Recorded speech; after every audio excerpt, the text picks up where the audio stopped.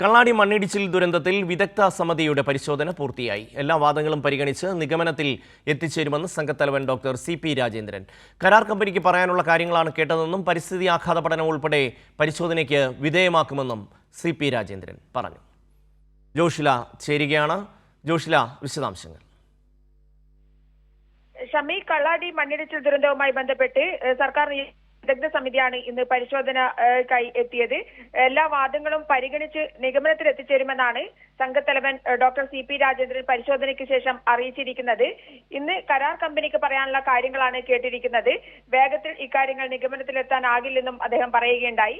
1 മാസമാണ് സർക്കാർ ഇവർക്ക് വിദഗ്ധ സമിതിക്ക് സമയം അനുവദിച്ചിട്ടുള്ളത്.